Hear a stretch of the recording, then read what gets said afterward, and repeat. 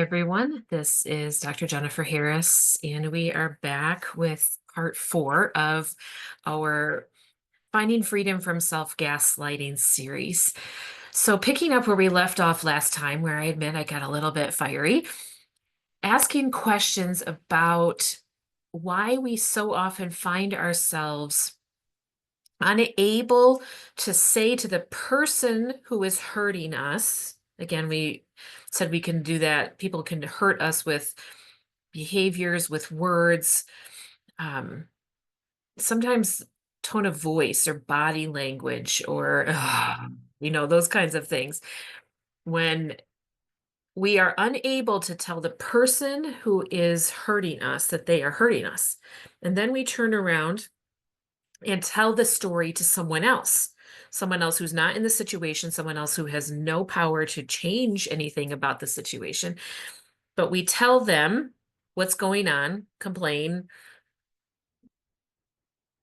kvetch, unload, whatever the word is. And sometimes we need to be able to vent, that's a real thing.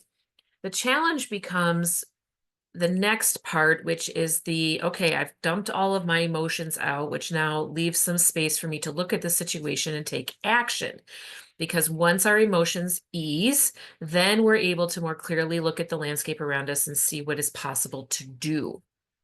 Emotions are down, action becomes more visible, more possible to see and choose. That's not what we do. We stop there. And a lot of times, if the other person that we're venting to starts to offer suggestions for that next step, it pisses us off. It feels like advice giving. It feels like they are parenting us. It feels like they're bossing us around. And our human nature is like, yeah, I didn't ask for that, which is true. We did not ask for that. And so getting unsolicited advice is rarely fun. Um, and yet, if this is a pattern that happens in relationships, the other person is at some point going to reach the limit of being able to just listen without seeing you choose the next step. Because what you're asking them to do is you're like, here's all of my feelings and all the crap. You hold it. You take it. And then leave. And then this person is left holding your, what did I call it? Santa's anti-bag of anti-gifts. And then they turn around and they have to be like to someone else, can you believe what this person did to me? Here's my bag. And then we just keep passing the bag instead of realizing that we are passing the bag to the wrong person. Our feelings belong to the person who hurt us. That pain, the result of hopefully one-time behavior, but truthfully, not usually. There's usually a pattern that we aren't allowed, we think, we aren't able to, we don't have permission, we can't give it to the person that it belongs to. So we pass it along to other people because we don't know what to do with it because it's not ours either. Their behavior is not ours. So I've been thinking about this a lot because I think we can all relate to having a person or more than one person in our life who it feels like all they do is use us as an emotional dumping ground, that we are required to be there to listen as they vent and vent and vent, which we all need that. Don't get me wrong. That is not that's not the problem. The problem is when the situation never moves past the dump, past the vent. So I've been thinking about this. Why do we complain to others but feel stuck in turning that dumping, that sharing of feelings, that ouch to the person that caused the pain, to the person that caused the harm? What feels or seems, or what story, what belief makes it seem that it's better for us to not put the pain at the feet of the person to whom it belongs? And it's easier to take it into ourselves and then pass that along to someone else. So why do we do that? As I said, I had a couple of ideas. And it's not pretty. Sorry. The first one that comes to mind is that when we have somebody that hurts us and we bring in another person to talk about it, that is an example of classic, see if I can make this thing, triangulation.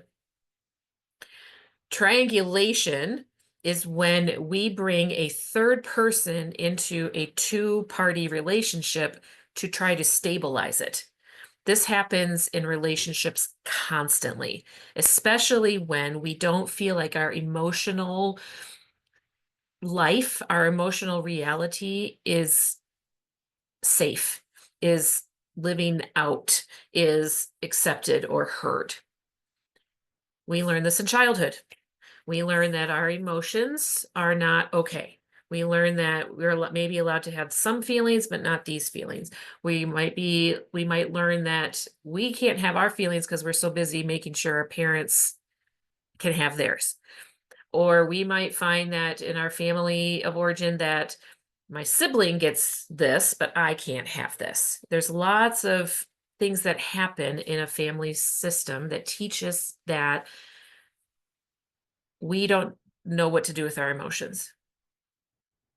And so we become adults who don't know what to do with our emotions. And so when we do try to have emotions, it doesn't often go well because we don't have any practice. No one has taught us how to do this well. So triangulation is when two people are in a conflict that might be an active conflict, or that might be the kind of low-grade conflict that just exists between people because nothing ever gets resolved. Where they might seem perfectly at peace with each other, but underneath the surface, yeah, not so much. And so when someone in that two-part relationship starts to feel that that emotional thing is becoming bigger and bigger and bigger, they have to do something with it because they can't send it back to the person that it belongs to. So they bring in a third person to help them carry the emotional load. They vent to someone else. Someone else gets to carry the bag, and that helps me feel better and takes the pressure off of the other person too. So triangulation works really well for the original two people in the situation, but not so great for the third. It's also a complete pass the buck, not deal with your crap situation. Not only for the person that hurt you, but also because you are not taking responsibility for dealing with the results of their behavior towards you. Now, that might seem harsh. It's blunt for sure.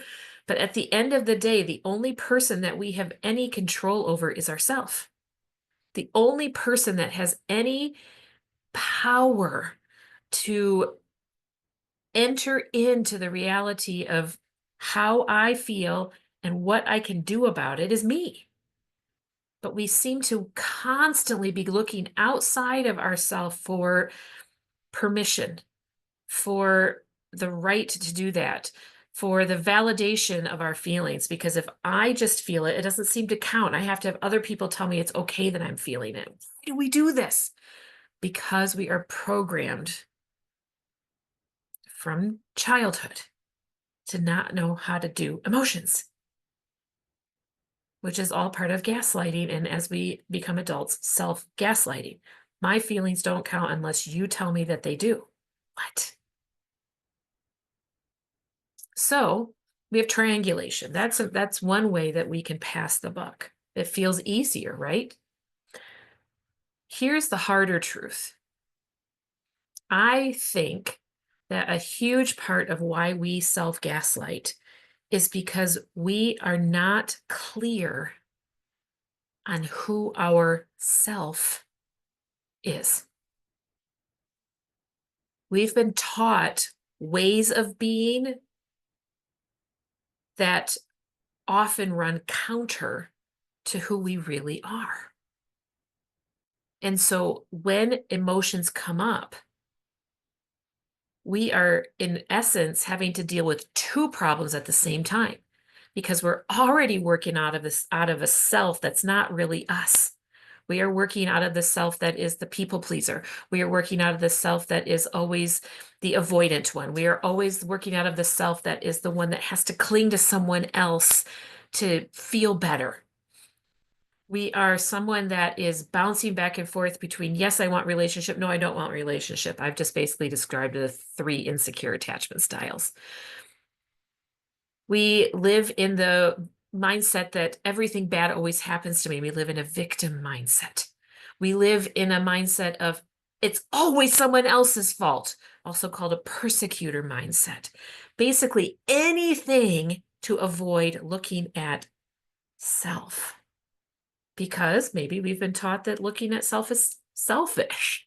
Maybe we've been taught that our needs and our emotions are too much. Maybe we've been even taught that knowing who we are, that understanding not only the needs that we have and the emotions that tell us when those needs are being met or not, but also knowing who we are, meaning, what are my superpowers? What are my gifts and skills and talents and my purpose and calling on the planet? That to look at that is selfish, even prideful, even sinful. So now we have a religious story on top of the family of origin story. And so we're dealing with, when something happens to us that hurts us, we're dealing not only with the already extraordinary amounts of energy that it requires to hold this false way of being in place. Now we have the double problem of, what do I do with this new pain? And at the core of it is that we don't know who we are. And that, in my viewpoint, seems to run so counter to what it means to be created by a loving, relational God, that we are each as unique as a fingerprint, and yet to get to know that uniqueness is wrong. I don't understand that. I believe we honor our Creator by understanding more ourselves as God's creation. And theology teaches us that the more we understand God, the more we understand who we are. And the more we understand who we are, we understand God, because we were all created to display a piece of that infinite goodness, infinite love, infinite character of God. We each get a piece, a facet to display to the world. But we're so busy being anything but. We're so busy being anything except who we really are, because we received messages and continue to receive messages that who we are is not right. It's not okay. And then we get feedback based on this anti-self, false self, the pretzel we twist ourselves into to try to get love. We get feedback that's okay, that's acceptable sometimes, but not quite good enough. So we double down and we double down again. And so we're constantly in this, what Brene Brown calls hustle for worthiness. And we're just trapped. So we've got 2 problems. A, we don't know who we are. And B, it takes so much energy to be who we're not meant to be, that we often don't have a lot of energy left over to deal with this other thing, which is, this person hurt me. So we gaslight ourselves into anything but looking at me in response to someone's mistreatment of me, who feels harmful to me. And I'm going to say again, it doesn't matter if the other person thinks that what they did should hurt you or not. They don't get to choose. They're not you. So that same behavior towards themselves might not bother them. That doesn't matter. Our life, our experiences have shaped what reads as hurt to us. And we constantly are looking for external validation for the person who hurt us to say, yeah, you're right, I hurt you, which justifies and validates our hurt. No, you're hurting, period. End of sentence. So what do we do? Why does staying in this blaming, self-shaming, and then passing the buck way of responding to conflict, way of responding to hurt, way of responding to patterns of behavior in the people that we're in relationship with, rather than responding to these problems with choices that might lead to solution, which begins with turning to the person that hurt us and saying, ouch.